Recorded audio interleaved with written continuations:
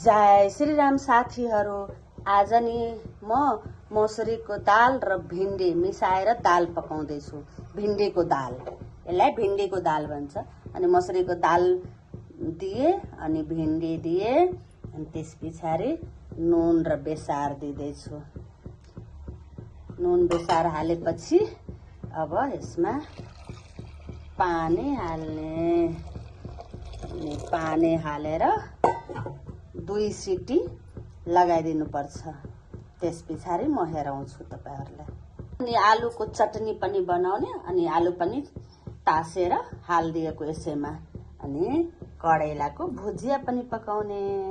अब यता करेलाको भुजिया पकाउने। अब तेल पाकिसक्यो। अब जिरा हाल्दिएको।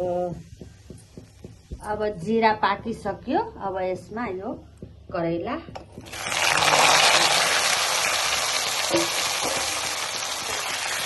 यसैमा चाहिँ नुन र बेसार पनि राख्ने हो।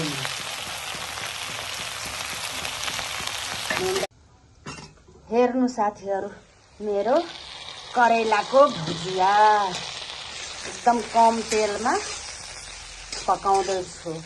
र यो भुजिया पकाउन मलाई मेरो भतिजी सुषमाले सिकाएको छ। यो थोरै तेलमा पकाउन। आज त यो 2 चम्चा तेल पनि धेरै भइहालेछ। अब यति पाकिसकेपछि पुरा हेर्नु नि, हालेर नुन बेसार हालेर अनि ग्यासको ताउ कम गरेर छोडिदिएको थियो। अब यसमा चाहिँ म प्याज हाल्दैछु। धेरै कुरा सिकाएको छ मेरो भतिजीले। कुकरमा तरकारी कसरी पकाउने, साग कसरी पकाउने। मेरो छोरी मेरिना र त्यो सुषमा दुईटैले मलाई सिकाएको छ। कुकरहरुमा खाना पकाउन राम्रोसँग। अनि सागहरु पकाउनु, सिटी लगाएर सिटी निकाल्दिनु। तरकारी पकाउनु, 1 सिटी लगाएर सिटी निकाल्दिनु। एकदम राम्रो हुन्छ कलर। अनि कराहीको जस्तै मिठो लाग्छ।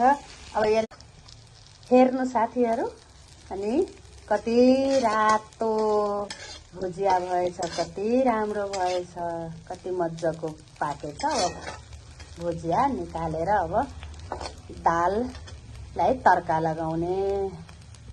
हेर्नु साथीहरू, मैले यो दाल झाँगिसके। यस्तो भयो दाल, भिन्डीको दाल। र मैले चटनी पनि बनाइसके। चटनी खुर्सानी र जिरा हालेर नुन हालेर चटनी पनि पकाइसके। अब मेरो खाना रेडी भएछ।